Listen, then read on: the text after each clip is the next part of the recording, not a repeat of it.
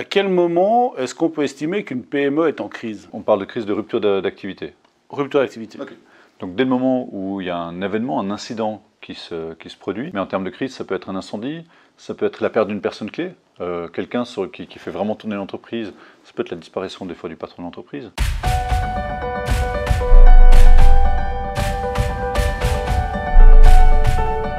Salut Vincent. Salut Charlie. Aujourd'hui, on va parler de la continuité et la gestion de crise. Certains nous ont demandé de vulgariser tout ça pour qu'on puisse bien faire comprendre quelle est la nécessité pour une PME, par exemple, d'utiliser cette méthodologie ou en tout cas de savoir ce que c'est, de façon à ce que ça puisse s'appliquer facilement pour eux. À quel moment est-ce qu'on peut estimer qu'une PME est en crise? On parle de crise de rupture d'activité. Rupture d'activité. Okay. Donc dès le moment où il y a un événement, un incident qui se produit, on va pouvoir parler de crise, c'est-à-dire que c'est un incident qui va interrompre l'activité de l'entreprise. On donnait l'exemple tout à l'heure de cyberattaque par exemple. Quand on a tout notre parc informatique qui ne fonctionne plus, qu'on ait 1 ou 25 ordinateurs, ça changerait, on ne peut plus travailler. Et si on est dépendant du système informatique, on sera complètement bloqué. Ça peut aussi se traduire sur d'autres formes de crise. Par exemple, je ne sais pas, un incendie, on perd ses locaux. Oui, bien sûr. Il y a toujours les 4 piliers sur lesquels on travaille, mais en termes de crise, ça peut être un incendie, ça peut être la perte d'une personne clé, quelqu'un qui fait vraiment tourner l'entreprise, ça peut être la disparition des fois du patron de l'entreprise. C'est-à-dire qu'aujourd'hui, si le patron part, un décès, un accident, n'importe, des fois l'entreprise est complètement dépendante du patron, et quand il part, est-ce que l'entreprise continue à fonctionner? Pourtant, il y a toujours des collaborateurs, il y a toujours des clients, il y a toujours des fournisseurs, il y a toujours un écosystème qu'il a créé, et ça, alors ça peut être le patron, ça peut être n'importe quelle personne clé, où des fois l'entreprise repose sur une compétence, des fois sur une certification. On a des petites PME qui peuvent faire certains travaux parce qu'elles ont une personne certifiée dans leur entreprise, et si cette personne certifiée, qui est la seule de l'entreprise, qui donne accès à certains marchés de prestations ou de vente de produits dans la région, si cette personne décide de quitter l'entreprise, ça peut arrêter certaines activités de l'entreprise. Si je te comprends bien, ça veut dire qu'une personne qui aurait une compétence unique, il faudrait que l'entreprise qui veut se prémunir de ça doit avoir un plan B du type il me faut une deuxième personne qui a cette compétence, ou en tout cas il faut que je puisse trouver une personne qui est capable de faire ce que lui fait. Alors ça c'est une très bonne question, c'est-à-dire que dès le moment où on prévoit des plans B, donc soit on a un binôme et puis on a quelqu'un qui peut prendre le relais, une autre possibilité c'est de travailler avec des fois un concurrent ou un autre prestataire en disant tiens, moi pour ne pas perdre ce marché, je vais travailler avec quelqu'un qui a cette compétence, qui n'est pas dans mon entreprise, je vais le sous-traiter. Je vais peut-être gagner un petit peu moins d'argent, mais au moins j'ai le marché, le client, je réponds à son besoin. D'accord. Et quand tu parlais du patron de l'entreprise, par exemple, alors là, ça veut dire quoi? Ça veut dire qu'il aurait préparé sa sortie sous forme de, je sais pas, de dire, voilà, s'il m'arrive ça, j'ai un certain nombre de documents qui vont pouvoir vous permettre de continuer à fonctionner, qui sont déposés chez un notaire ou quelque chose comme ça. Alors on va parler d'une sortie soudaine, oui, immédiate, non prévue, on parle de crise. Alors ça c'est clair qu'il y a deux choses, hein. Il y a la responsabilité, puisque des fois on a monté une entreprise depuis 10, 15, 20 ans avec certains de ses collaborateurs. Si on part, il y a une notion d'héritage et l'entreprise arrive en général chez les héritiers, c'est-à-dire les enfants, les parents proches, etc. Il arrive évidemment parfois que ces gens proches n'ont absolument aucune idée ou n'ont absolument aucune compétence et ne sont pas du tout liés avec ce domaine d'activité, alors que les collaborateurs qui travaillent depuis X années avec cette personne, quelque part c'est sa deuxième famille. Donc effectivement, faire des conventions d'actionnaires ou regarder avec un notaire, ou un avocat pour regarder, dire ok, en cas d'interruption brusque et non prévue, soudaine, ça puisse être par exemple les collaborateurs qui récupèrent les parts de la société. Ça c'est quelque chose qui s'est déjà fait dans des entreprises. Après il y a la deuxième chose, ça c'est la partie légale, et puis après il y a la partie compétence. Et la partie compétence effectivement, à un moment donné il faut de toute façon que tous les processus soient documentés. Alors quand on parle de processus documenté, ça peut faire très grosse boîte, etc. Mais à un moment donné, même pour une petite structure, il faut documenter un petit peu le minimum de comment on fait les paiements, comment on fait les commandes, comment on paye les salaires, enfin, toutes ces choses-là qui sont anonymes. Quels sont les mots de passe pour se connecter à la banque, etc. D'accord. Effectivement, ça se prépare. Alors, de toute façon, tout se prépare. Mais ta question était bien rhétorique, j'ai l'impression. Bien, et dans le cas de la perte d'un immeuble, par exemple, donc je veux dire, alors là, l'activité va s'arrêter complètement parce que finalement, ton entreprise est dans l'immeuble. L'immeuble, tu ne peux pas y accéder pour une raison ou une autre. Hein. Ça peut être un cordon de sécurité sur une affaire chez un de tes voisins, ça peut être un incendie, ça peut être une inondation. On a vu ce cas de figure, hein, à un moment donné, dans une pièce d'un immeuble, ils ont découvert qu'il y avait de l'amiante. Et du coup, il n'y a pas eu ni d'incendie, il n'y a aucun dégât. Simplement, les personnes, le lendemain matin, sont arrivées devant leur immeuble. Et l'immeuble était simplement fermé pour X jours, le temps qu'ils finissent d'analyser une première étape. En l'occurrence, ils ont découvert l'amiante, donc ils ont dû enlever l'amiante. Et puis ces gens-là se sont retrouvés sans travail, enfin sans locaux, pendant un certain temps, quoi. Voilà, donc fin de l'activité. Ou en tout cas, activité stoppée. Ouais. Après, il y a deux types de figures. Soit c'est une activité administrative où, disons, on peut travailler avec un ordinateur, donc on peut travailler à distance. Alors, est-ce que l'entreprise a prévu des postes de travail qu'on puisse déplacer, ou simplement des accès distants depuis l'extérieur, parce que la salle machine, tout ça, tout continue à fonctionner. Oui. Par contre, alors dans le cadre d'une activité où il y a de la production, on peut parler par exemple d'un laboratoire de cuisine, dans le cas d'un traiteur ou autre, là forcément ça devient beaucoup plus compliqué. Ou un restaurant, forcément il perd sa cuisine, sa salle de restaurant, et là, alors comment est-ce qu'on pourrait faire dans ce cadre-là? Dans le cadre d'un restaurant, d'une chaîne de production? Par exemple, ouais. Qu'est-ce qu'on aurait des solutions si on se dit, ok, maintenant je ne peux pas travailler depuis la maison, et finalement, quelle est notre alternative?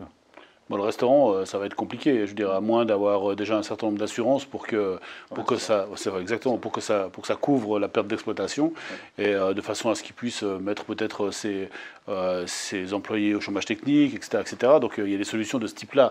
Après, un restaurant, ça paraît compliqué de prendre un accord, par exemple, avec un de tes concurrents ou même avec un café voisin, parce que il a besoin de ses places de travail pour fonctionner. Donc effectivement, c'est compliqué. On a vu dans la pandémie quand même, il y a des restaurants, bon, ils ont toujours besoin d'une cuisine dans ce cadre-là, mais qui ont développé un service à domicile ou un service à l'emporter.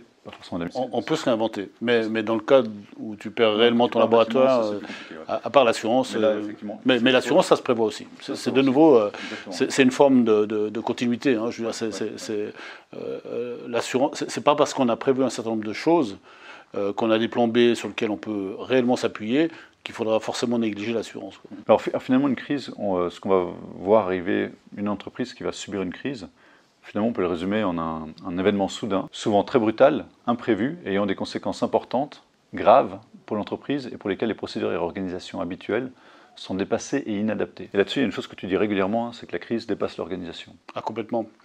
Et l'organisation, dans une petite PME, ça peut être plusieurs personnes, je veux dire. Et là, on va pouvoir s'appuyer sur peut-être un comité de crise, une cellule de crise, parce qu'on aura un comptable, on aura peut-être quelqu'un dans le droit, un avocat sur lequel on peut s'appuyer, etc., etc. Je veux dire, quelqu'un des RH, un patron, un chef de production, quelque chose, ou un responsable d'informatique. Et puis ça, ces gens vont composer la cellule de crise. Mais dans le cadre d'une petite PME, eh bien, le patron va souvent être seul, parce que du coup, il a un certain nombre d'employés, mais ce n'est pas ses employés qui vont décider avec lui. Et lui, décider seul, ça va être compliqué. C'est des fois compliqué, puis de prendre à partie un des collaborateurs pour l'aider à réfléchir sur des conséquences qui peuvent avoir un impact sur l'employé au niveau de l'entreprise, c'est pas toujours évident, quoi. Effectivement. Donc je pense que, et je ne pense pas, c'est même un conseil qu'on donne, c'est entourez-vous de peut-être d'autres patrons d'entreprise, discutez avec d'autres patrons, si vous arrive quelque chose, prenez l'appui, ou en tout cas communiquez avec d'autres patrons, simplement pour compléter votre mode de pensée. On est toujours plus intelligent à plusieurs, hein, et surtout, voilà, la pensée collective, l'intelligence collective, je veux dire, c'est clairement quelque chose qui va vous aider. Et en plus de ça, ça vous donnera une protection contre l'émotionnel. C'est votre entreprise. Lorsque vous avez investi tout votre temps, votre argent, vos congés, eh bien, c'est votre bébé. Donc ce bébé-là, il faut, au moment où la crise survient, il y aura de l'émotionnel. C'est incontestable. Il y aura du stress et de l'émotion. Et le fait de pouvoir vous appuyer sur quelqu'un d'autre qui a une autre entreprise et qui vous donnera un autre regard, ça vous aidera clairement à prendre des décisions qui sont beaucoup plus sensées et beaucoup plus efficaces que si vous êtes dans l'émotion. Alors clairement, quoi. Oui, et puis c'est aussi l'occasion de rencontrer d'autres personnes qui ont déjà vécu, peut-être dans certains cas, la même situation que vous, Et puis, c'est aussi une occasion de récupérer cette expérience, de voir ce qui s'est produit. Des fois, il y a 2, 3, 4, 5 ans, et de voir comment ils en sont aujourd'hui et de voir que certaines choses sont possibles. Une autre chose aussi, c'est qu'il y a souvent des chambres du commerce, chambres de l'industrie, des organisations fêtières, des fédérations dans notre domaine d'activité. Enfin, quand je dis notre, votre domaine d'activité. Donc, il y a des organisations dans votre domaine d'activité qui pourront vous aider et des fois qui ont une cellule de crise.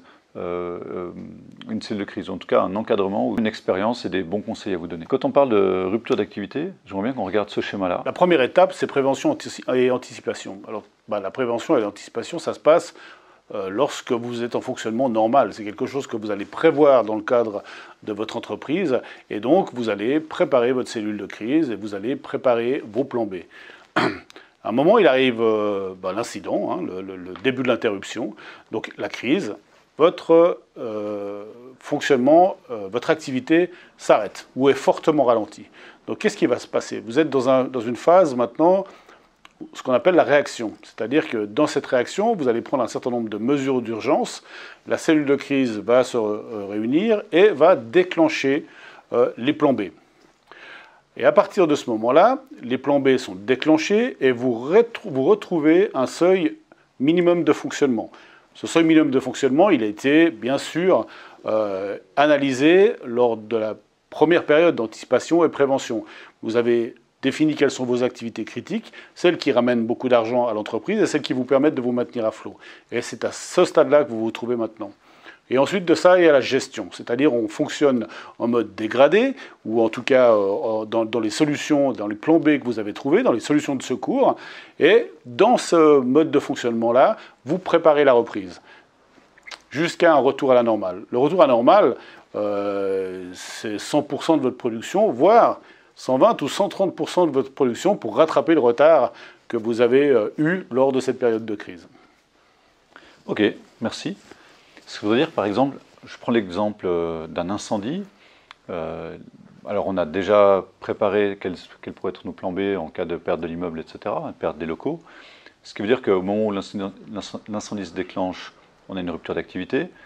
La première étape dont on parlait, c'est les mesures d'urgence, ou les plans de secours qui nous permettent de sécuriser l'environnement. Et puis ensuite, dans le cadre d'une perte de bâtiment, il va peut-être falloir travailler ailleurs, soit à domicile, soit dans des bureaux loués, soit temporairement, simplement ailleurs, le temps qu'on puisse récupérer nos locaux.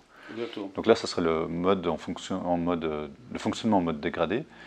Après, on a les plans de reprise, donc le retour à la normale. Là, on pourrait imaginer qu'il y a de nouveau un déménagement qui se refait dans les locaux de l'entreprise pour le retour à la normale. Et on reprend un certain nombre d'activités qu'on avait laissées tomber pendant qu'on était dans ce mode dégradé. On se rend bien compte que ce fonctionnement en mode dégradé, il peut durer quelques heures, quelques jours ou bien plus longtemps. Bien sûr, il peut durer même quelques mois.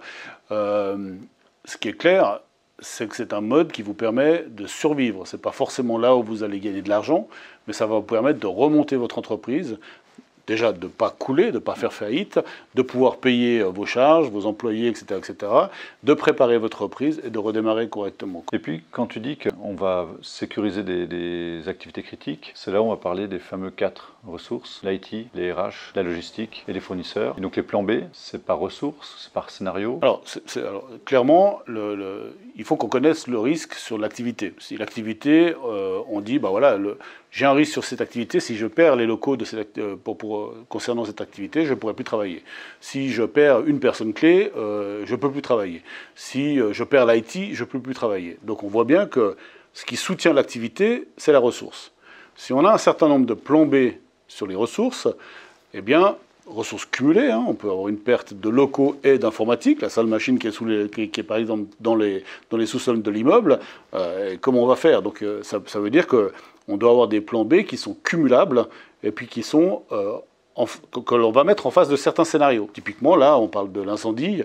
L'incendie, ok, vous êtes au 4e étage d'un immeuble, l'immeuble prend feu, les pompiers vont complètement inonder l'immeuble pour éteindre le feu, et votre salle machine qui est au sous-sol, elle va être inondée. Elle va être inondée, et votre informatique ne va plus fonctionner non plus. Donc là, on perd les bâtiments et l'informatique. Exactement. On croise les doigts pour pas qu'il y ait de pertes humaines. Et là, par contre, les fournisseurs, a priori, ça fonctionne pas, ça fonctionne bien. Exactement. À moins qu'ils soient dans le même immeuble. Donc là, les plans de secours, ça va être de dire, voilà, quelle est la solution pour reprendre mon activité le plus vite possible avec les ressources qui sont endommagées. L'IT, et la logistique, j'ai plus de bureau. Ça veut dire que ça se prépare tout ça, d'accord.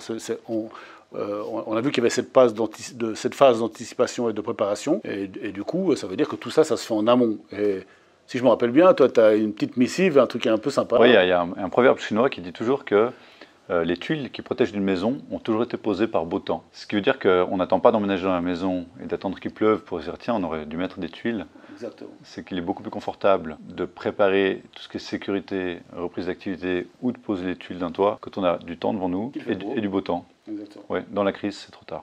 Voilà, j'espère que ça vous a plu. Cette vidéo nous a demandé du temps pour la réaliser en plus de notre activité de consultant. Si elle répond à vos attentes et qu'elle vous est utile, nous pourrons en produire d'autres du genre. Alors si vous voulez d'autres vidéos, n'hésitez pas à commenter, liker, partager. Et par vos commentaires, vous pouvez aussi nous indiquer quel sujet lié à la sécurité de l'information ou à la résilience des entreprises vous voudriez qu'on développe.